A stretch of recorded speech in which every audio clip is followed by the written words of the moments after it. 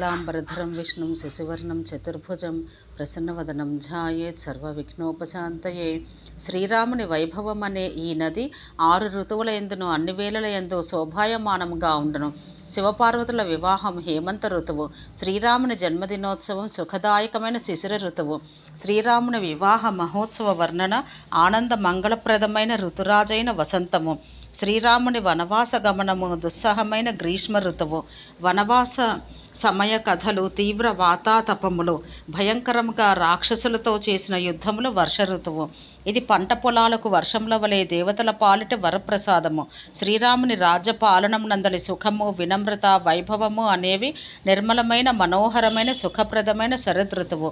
పతివ్రత శిరోరత్నమైన సీతాదేవి వర్ణన, ఈ నదీ జలముల నిర్మలత్వము, అపురూపమైన గుణము, భరతుని స్వభావము, వర్ణనాతీతమైన నదీ శీతలత్వము, నలుగురు సోదరులు పరస్పరం చూసుకొనుట, మాట్లాడుకొనుట, కలియుట, ప్రేమించుట, నవ్వుకొనుట మొదలైన వారి యొక్క భ్రాతృప్రేమ రీతులు ఈ నీటి మధురిమలు, సుగంధములు.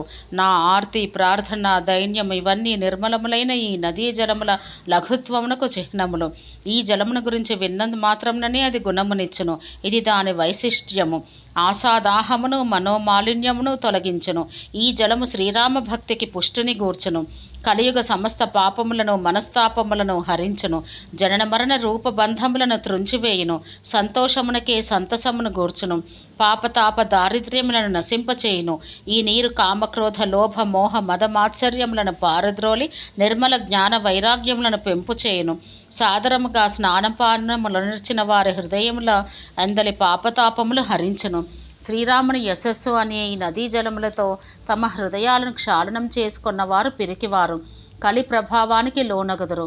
అట్టి జీవులు విషయవాంఛలకై అర్రలు చాచుచు మృగతృష్ణకై ఆరాటంతో పరుగులు తీయు జింకల వలె నిరాశోపహతులగుదురు. యాజ్ఞవల్క్య భరద్వాజ సంవాదము. ఈ ఉత్తమ జలముల గుణములను బుద్ధికి అందినంత వరకు కొనియాడి ఆ జలములందు మానస స్నానం ఆచరించి శివపార్వతులను సంస్మరించి తులసీదాస కవి ఈ మనోజ్ఞమైన కథను వినిపించుచున్నాడు. శ్రీ రఘురాముని చరణ కమలములను నా హృదయమున నెడుకొని ఆయన దయకు పాత్రుడనై మునిశ్రేష్ఠులైన యాజ్ఞవల్క్య భరద్వాజుల సంవాదం తెలిపెదను. భరద్వాజముని ప్రయాగ నివాసి. ఆయనకు శ్రీరాముని పాదపద్మములపై మిక్కిలి మక్కువ కలదు. ఆయన తపస్వి, శమదమ దయానిధానము, పరమార్థ మార్గమున చక్కని కుశలుడు. మాఘమాసమున సూర్యుడు మకర రాశిలో ప్రవేశించినప్పుడు జనులందరూ తీర్థరాజమైన ప్రయాగను దర్శిస్తారు. దేవతలు, దైత్యులు, కిన్నరులు, మనుషులు అందరూ సాదరముగా గంగా, యమున, సరస్వతి నదుల త్రివేణి సంగమమున స్నానములు ఆచరింతురు. వారు ప్రయాగ తీర్థరాజస్వామి అయిన వేణీమాధవుని పాదపద్మములను పూజించి అక్షయవటమును సేవించి పులకాంకితులయ్యెదరు. భరద్వాజాశ్రమం అతి పవిత్రమైనది, రమణీయమైనది, మునీశ్వరులకు మనోజ్ఞమైనది. తీర్థరాజమైన ప్రయాగలో స్నానం ఆచరించిన ఋషులు, మునులు ఈ భరద్వాజాశ్రమమున సభ చేయుదురు.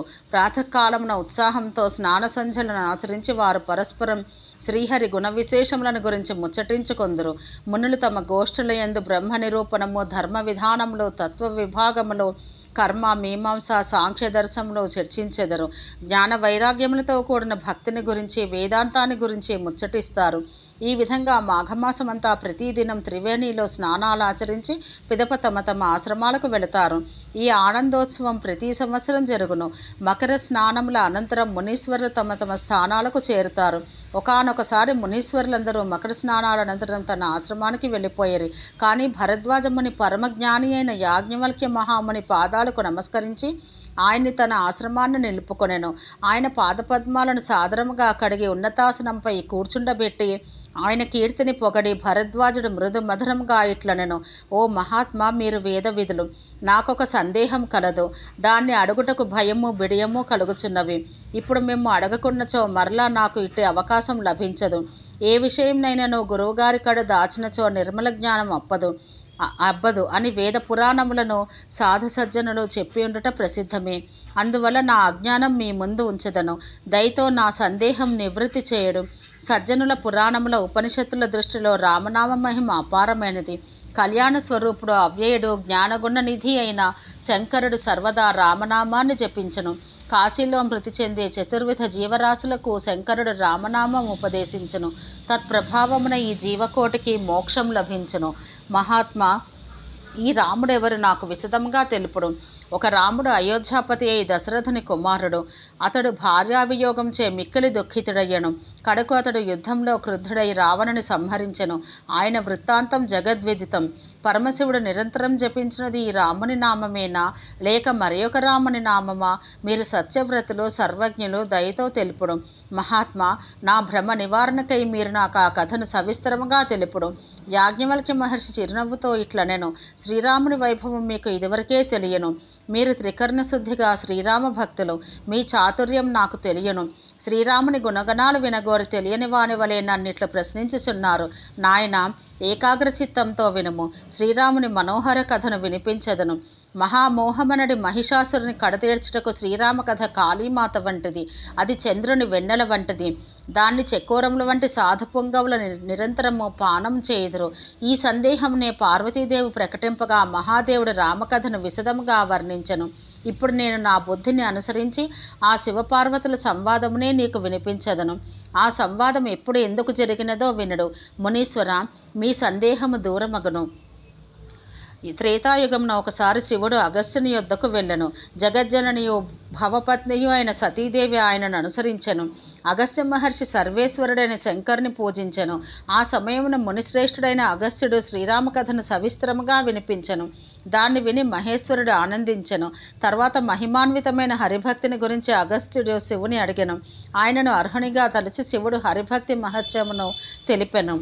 ఈ విధంగా హరిగుణములను వినిపించుచు శంకరుడచ్చట కొంతకాలం గడిపెను. పిమ్మట అగస్త్యుని వేడుకొని మహేశ్వరుడు సతీ సమేతుడై కైలాసానికి బయలుదేరను.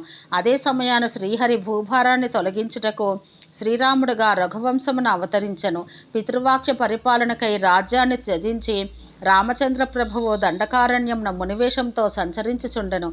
నేను శ్రీహరి దర్శనం చేసుకుంటే ఇట్లు ప్రభువు మారు రూపమున అవతరించెను. నేనచటికి వెళ్ళనిచో ఆయన ఎవరో అందరూ తెలుసుకొందరు అని మహాదేవుడు ఆలోచించుచూ వెళ్ళెను. శంకరుని హృదయం మూగిసలాటకు లోనయ్యను. సతీదేవికి ఈ విషయం తెలియదు. శంకరుని కన్నులు శ్రీహరిని దర్శించుటకు తొందరపడుచుండెను. మనసు భయాందోళనలకు గురి అయ్యను అని తులసీదాసు చెబుతున్నాడు. ఓం సహనాభవతు సహనో భునత్తు సహ వీర్యం కరవావహై తేజస్వినావధీతమస్తు మా విద్విషావహై. ఓం శాంతి శాంతి శాంతి.